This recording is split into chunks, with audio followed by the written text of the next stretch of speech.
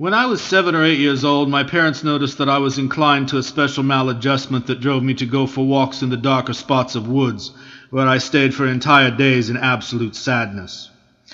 On the 23rd or 25th of February, 1847, a strange kind of fury seized me and made me do the things for which I was arrested.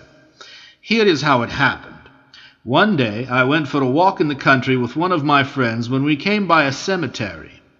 We entered it to satisfy our curiosity. Someone had been buried the day before. The undertaker, surprised by rain, had not finished covering the grave and had left his tools on the ground. When I saw this, I was overcome with gloomy thoughts. I suffered from a violent headache. My heart got carried away and I couldn't control myself anymore. I gave my friend the excuse that I had to go back to town immediately, and when I got rid of him, I went back to the graveyard. I picked up a shovel and I started to dig the grave. When I finally removed the corpse from its tomb, I started to hit it with the shovel, driven by a rage I cannot explain. But a worker suddenly appeared at the cemetery's gate. I stood up, but then I saw no one. The man had gone to alert the authorities. I climbed out of the grave, and after recovering the corpse with dirt, I jumped over the graveyard's wall. 4 months had passed since this happened. In the meantime, I stayed quiet. We had come back to Paris, and I believed that my madness had disappeared completely when my friends invited me to come and visit the Père Lachaise cemetery. I enjoyed the dark alleys of this graveyard quite a bit, and I decided to come back for a walk during the night. I entered into the cemetery at 9 p.m. by climbing the wall. I strolled around for half an hour, my mind filled with black thoughts. Then I started to dig a grave with my bare hands. I tore the body into pieces, then I left. It happened in June. Then came the February 1848 cases. At this period, the regiment started to go on the road and we only came back in Paris in June. We were camping near a village in the suburbs of Amiens, so I only came back to Paris on the 17th of July. After a few days of rest, the sickness came back, more violent than ever. We were staying in the Ivory camp. At night, the guards were posted very near and their instructions were very severe, but nothing could stop me. I climbed out of the camp every night to go to the Montparnasse cemetery, where I satisfied my lust.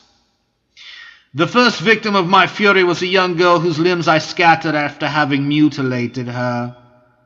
This desecration took place on July 25th, 1848. Ever since then, I only came back twice to that cemetery. The first time at midnight under a bright moon, I saw a guard walking down an alley. A pistol in his hand, I was perched on a tree near the surrounding wall, ready to climb down into the graveyard. He walked by me, but did not see me. When he was far enough from me, I left without even trying to do a thing. The second time, I dug up the remains of an old woman and a child. I treated them the same way as my other victims. I cannot remember when this happened. The other cases happened in a cemetery where only suicide victims and people who died in hospitals are buried. The first individual that I dug up in this place was a drowned corpse that I disemboweled. It was on July 30th. You must notice that I seldom mutilated men. I did not take pleasure from it, whereas I had a great time mutilating the corpses of women. I do not know why. By November 6th, 1848, I dug up and mutilated 4 bodies, 2 men and 2 women. The women were at least 60 years old. I cannot remember the exact dates of these exhumations, but they happened every 2 weeks. On November 6th at 10 p.m., someone shot at me while I was climbing the graveyard's wall. I was not hit. This fact did not discourage me. I laid on the wet ground and slept for at least 2 hours in the winter cold. I then entered the graveyard where I dug up the body of a drowned woman. I disemboweled her. At first I committed these excesses only after drinking a pint of wine, but I never did this again under the influence of alcohol.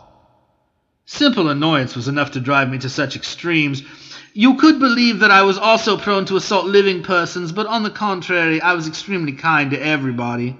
I wouldn't hurt a child, so I am sure that I have no enemies. All the non-commissioned officers appreciated my frankness and my cheerfulness.